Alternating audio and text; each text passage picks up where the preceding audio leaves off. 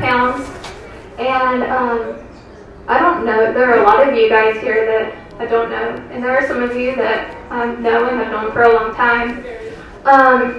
And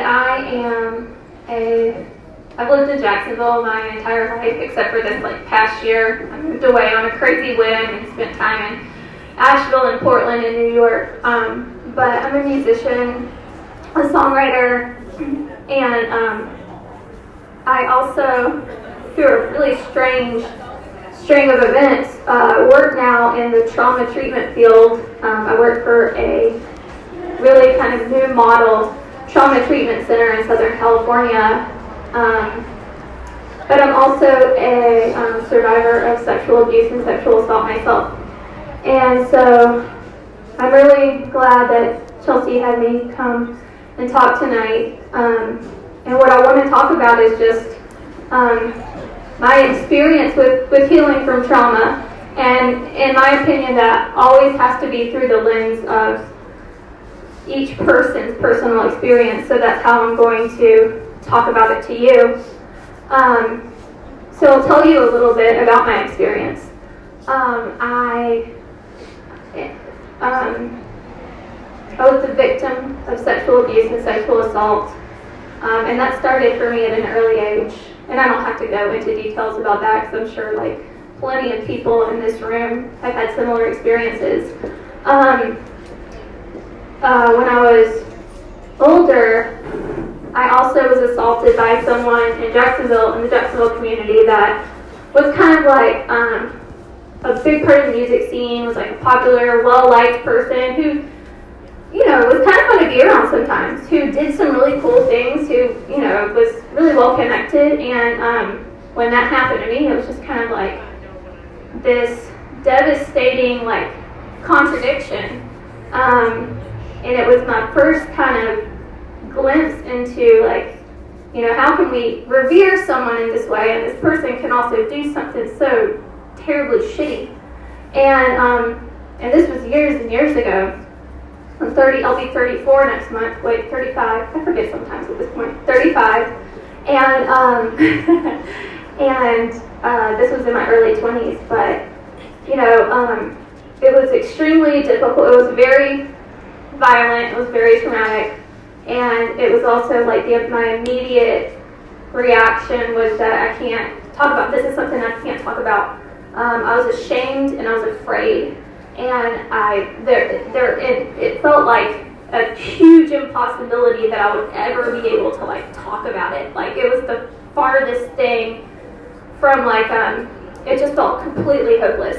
And as the years went on, I kept forming, different bands and doing different projects and being in the community, and I would see this person, and I would also run into other women who would, through slow conversations and kind of underground stuff, I would find out that there were a lot of other victims from this person.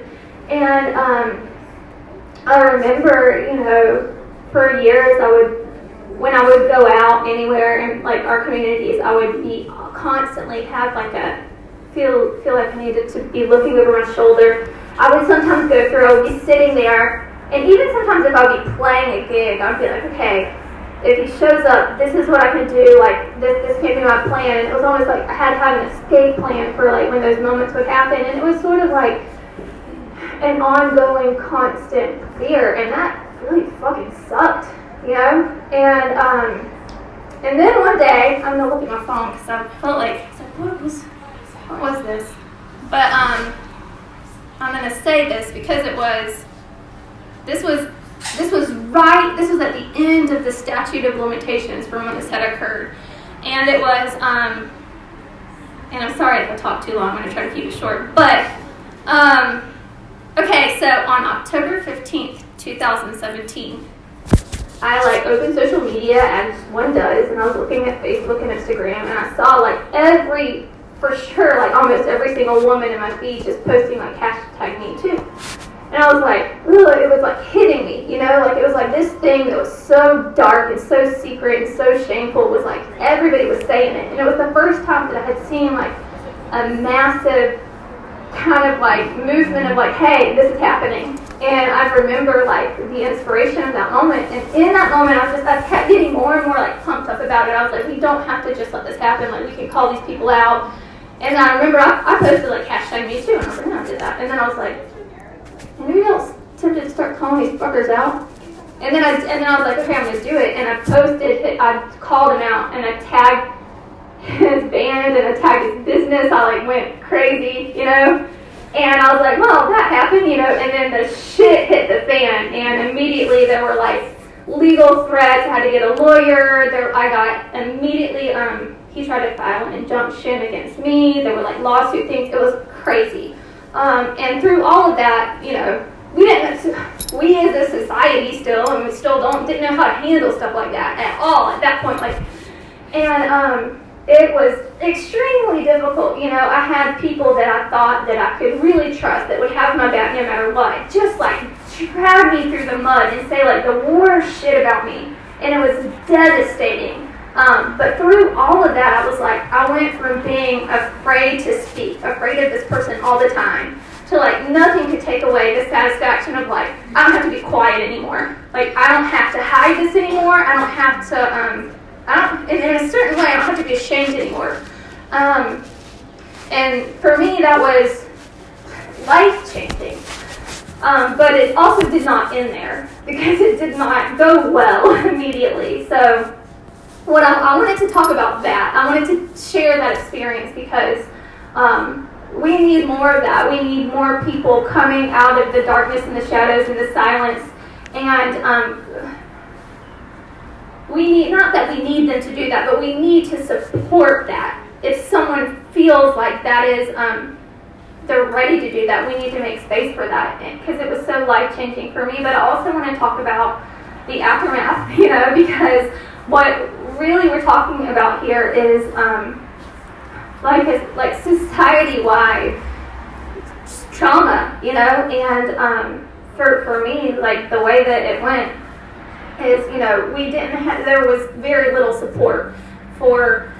There were no events like this after that for me. You know, there were like small conversations, and there were like really freaking amazing groups like Coalition for Consent that reached out and supported me and made me feel not alone. But I ended up attempting suicide a few months after that, and it was the lowest like place I had been, because I did not have any support. I didn't have any like follow up. I didn't have anybody to like connect with. And so the first thing is, I want to say, just like by you being in this room, every person that's in this room, you're like keeping that from happening for people. Like by coming together and listening and like letting people have space and letting people have a voice, you are creating a solution for that problem. And it's been, you know, I don't want to like judge everything by my experience, but I do think that there have been massive changes and improvements in 2 years, you know, in how we talk about and deal with and handle, you know, breaking out of this silence around this epidemic size problem. And so I do want to share a little bit about my experience moving forward with recovering from the trauma piece of it, because I think that's really important. Like the number one thing in the beginning was like breaking out of that silence, but for me it couldn't end there, because I'm going to look at my notes now, because I definitely had some and I definitely strayed from them.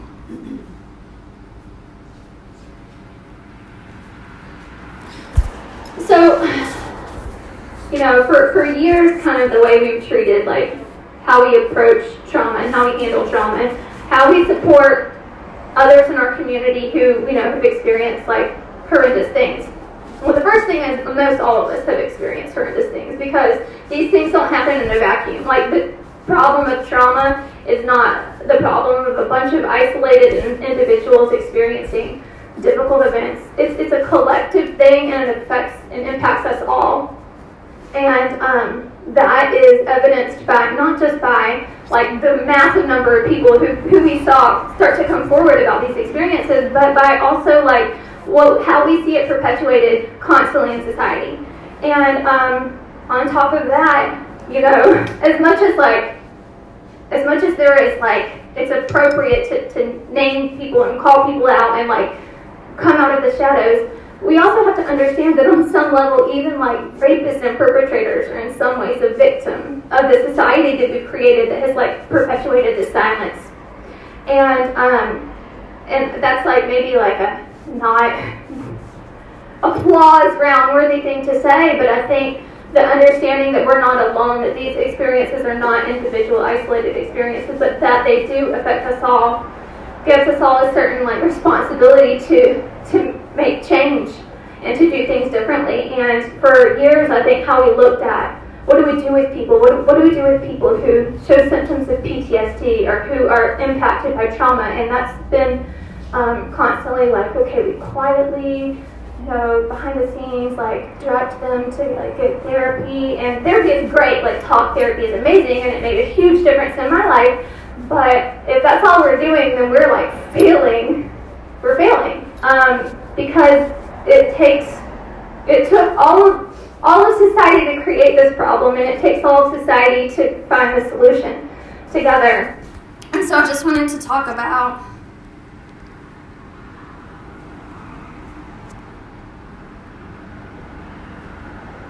here's what I'm going to share with you, which is a little weird.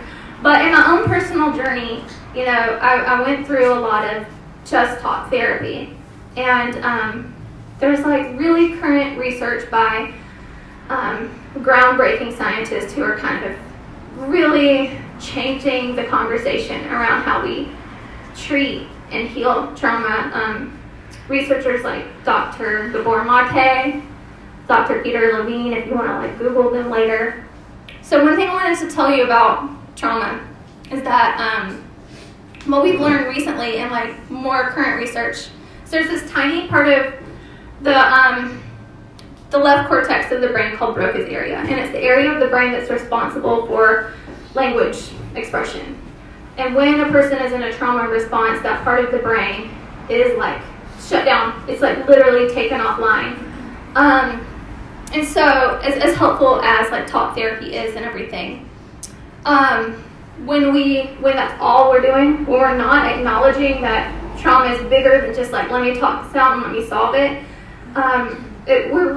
people can be re-triggered. And when we try to talk about the solution, and that's all we do, Dr. Peter Levine, who actually has pioneered this like way of kind of treating the whole body from trauma, says it's almost as if, in a sense, trauma precludes rationality. So for the decades that we've been encouraging people to heal through this pain just by going into like a therapist's office once a month or once a week, even though that's a helpful thing to do, but we're not doing anything more. Anyone who's like truly suffered from trauma knows that it goes deeper than just being in your head. It's in your whole body. There's a huge somatic impact that can just be totally debilitating and life-shattering.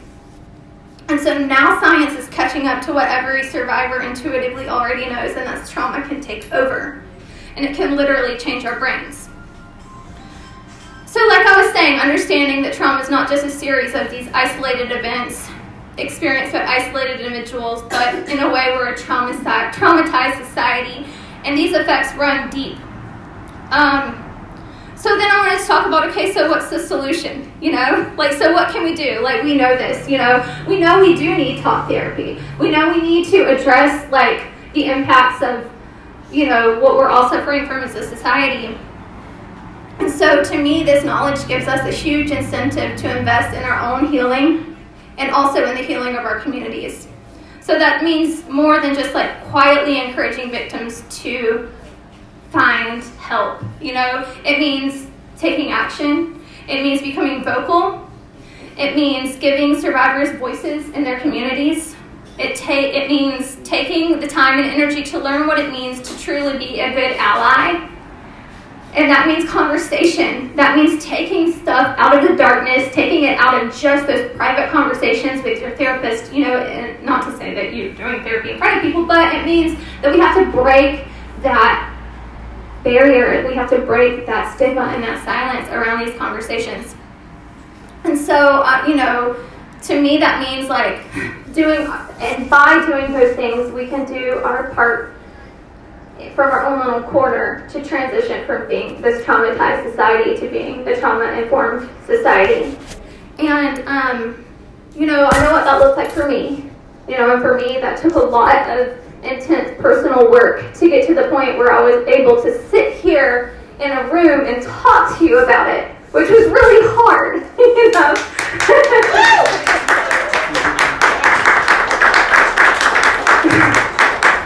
But it doesn't stop with our personal work, because there's more work to be done.